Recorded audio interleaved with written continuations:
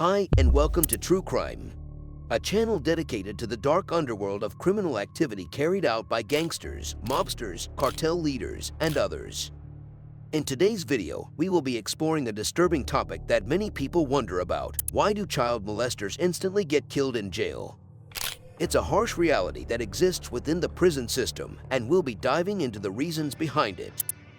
We'll take a closer look at the brutal hierarchy of inmates and how child molesters are viewed by other prisoners. We'll also discuss the different forms of violence that occur behind bars and why prison officials often turn a blind eye to the issue. Let's get started. Case for Watson. In the dark world of prison, justice is often served in its own brutal way. This was the case for Watson, an inmate who shared a cell with two notorious child molesters. Bob and Louis Conti, both serving life sentences for their heinous crimes, showed no remorse and even taunted Watson by watching children's shows in their shared space. The constant reminders of their depravity took a toll on Watson, and despite trying to transfer to a different facility, he couldn't escape his violent tendencies. Finally, he snapped and picked up a cane, delivering a fatal beating to the two molesters. In a shocking twist, Watson confessed to the guards, stating he had done what every instinct told him to do. But the real question is, can we blame him? In prison, child molesters are treated worse than ex-cops, and the system has taken some action in the past to protect them. However, when justice fails, sometimes the only way to ensure it is served is to take matters into your own hands. How a child molester is treated in prison. Are you curious about how child molesters are treated in prison? Well, you've come to the right place. It's a well-known fact that inmates don't exactly advertise their crimes unless it gives them street cred. Ex-cops will have to work hard to prove themselves, and the same goes for sex offenders. In fact, the Federal Bureau of Prisons reports that 11.6% of federal inmates are in for sexual offenses. But when child molesters enter prison, their lives hang in the balance of anonymity and security level.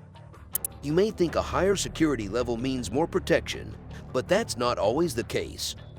Hardened criminals, like murderers and racists, are often in higher security levels, making the experience worse. So, where can they feel safe? In low-security federal prisons that house non-violent inmates in dormitory-style housing. But if an inmate admits to being a sex offender, they're typically checked in, and this means they'll have to go into protective custody to avoid being attacked by fellow inmates. Unfortunately, stories about sex offenders being harassed, attacked, and brutalized as part of the institutional culture are all too common. Life inside prison is far from easy. For those who can't get protective custody, their only option is to force their way into long-term solitary confinement or find refuge in the rougher yards. However, checking into the rougher yards comes with its own set of dangers. Inmates who fail to do so are often beaten off the yard in brutal attacks that take place right in front of the guard's eyes. It's a ruthless world where the strongest survive, and those who fail to follow the rules pay the price. Sex offenders are particularly vulnerable to attacks, with other prisoners often targeting them and subjecting them to brutal violence. It's a scene straight out of a horror movie, with prisoners knocking sex offenders to the ground and stomping them until they can't move. To avoid being the next victim, it's crucial to keep a low profile and avoid bragging about anything. There's nothing to be proud of in prison, and carrying a fake alias is not recommended. Some prisoners can easily verify backgrounds and can see through any lies.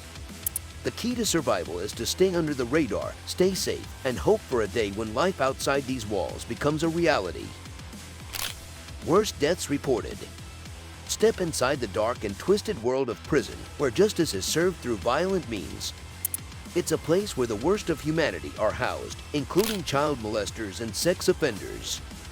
Among the notorious cases is the brutal murder of Mr. Robert Munger, who met his demise at the hands of his cellmate, Shane Goldsby, at the Airway Heights Correction Center in Washington in 2020. Munger, a convicted child molester, had a habit of bragging about his heinous crimes, and Goldsby was unfortunate enough to be his cellmate. Day after day, Munger regaled Goldsby with stories of his horrific deeds, leaving him with ears full of details he couldn't unhear.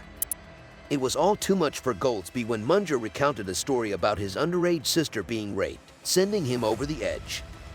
In an act of violent retribution, Goldsby put an end to Munger's life, and his brutal death sent shockwaves through the prison system. Step into the shoes of Shane Goldsby, a man who saw an opportunity of a lifetime and took it. For months, he was forced to listen to the vile stories of Robert Munger, a convicted child molester who took pleasure in sharing the sordid details of his crimes. But when Munger's twisted tales hit too close to home, Goldsby saw his chance for exact revenge. In a moment of unbridled fury, Goldsby pummeled Munger in the face and head area about 14 times, then stomped on his head at least 4 times, delivered a few kicks, and walked away. Munger ultimately succumbed to his injuries, and Goldsby's revenge was complete. It was a moment that seemed too good to be true, and in many ways, it was. Goldsby suspected that the prison officials intentionally put him face to face with Munger, setting him up to do their dirty work.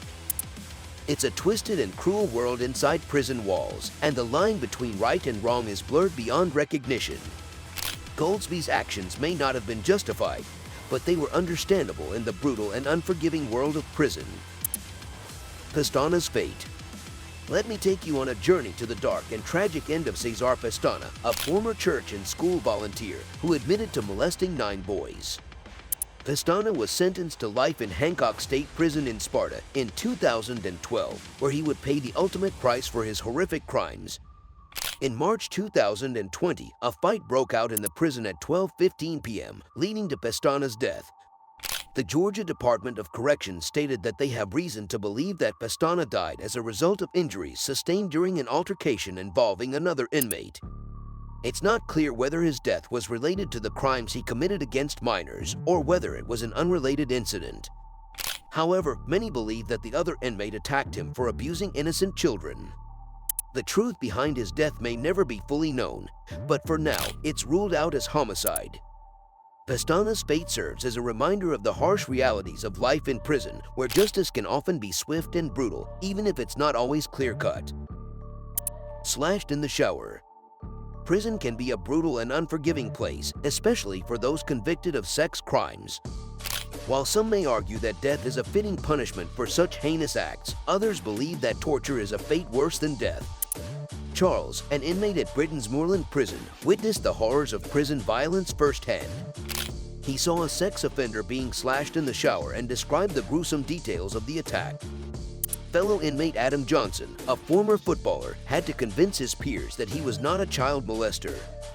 Meanwhile, federal statistics show that male sex offenders make up a significant portion of homicide victims in prisons. For these inmates, the threat of being stabbed, sacked, or slashed is an everyday reality. It's a harsh reminder that justice can be swift and brutal in the world behind bars. The treatment program. The lives of prisoners are often filled with uncertainty and fear, but for sex offenders, this fear can be amplified. Without proper management, psychology treatment, and re-entry planning, these vulnerable individuals can find themselves stuck in a cycle of offending. That's why the Federal Bureau of Prisons has taken a bold step in creating a new facility dedicated solely to sex offender management, the Sex Offender Management Program, or SOMP. While some may see this program as a luxurious rehab for offenders, it serves a crucial mission of protection from other inmates. By allowing sex offenders to stay in a specialized prison where they are more carefully monitored, the program creates an environment where inmates can feel safe acknowledging their concerns and seeking treatment. Unfortunately, the SOMP facility is only available in a limited number of prisons, ranging from low to high security. For those who wish to transfer to an SOMP facility, the road ahead is not easy. It requires the person to seek a judicial recommendation, something that is not easily obtained. However, there are consulting groups that can help increase the likelihood of SOMP designation for a nominal fee. Even for those already serving time in a federal detention center, getting approval can take time. While the SOMP facility may seem like the answer to the problems of sex offender management, the reality is more complex. Some programs have failed in the past, and some prisons continue to put sex offenders on death row. For example, the Moorland Prison is criticized for not having a treatment program and was the site of a gruesome attack on a sex offender. Despite the challenges, the SOMP facility is a step in the right direction towards better management of sex offenders. It shows that there is hope for those who wish to change their ways and that they can find support and treatment within the prison system. Only time will tell if this program will be successful in achieving its mission, but it's clear that the Federal Bureau of Prisons is taking this issue seriously and striving to create a safer environment for all inmates. Adam Johnson's condition. The story of Adam Johnson, a former Sunderland player serving time for sexual offenses, is not a simple one. Even as he serves his sentence, he must navigate the treacherous waters of prison life, constantly vigilant of his safety. In a comment about Johnson's situation, Charles warned that staying on the knot swing for even a moment longer than necessary could be a fatal mistake. Charles's words highlight the reality of life for sex offenders in prison. Without proper protection, they can become targets of violence and abuse from other inmates. That's where the Sex Offender Management Program comes in. By providing a specialized facility for sex offenders, SOMP creates an environment where they can receive treatment and support while also being protected from other inmates. But how can SOMP facilities improve on treating child molesters? Thank you for watching another amazing video from our true crime team. Like, comment, and subscribe. And stay tuned to our next real-life true crime video.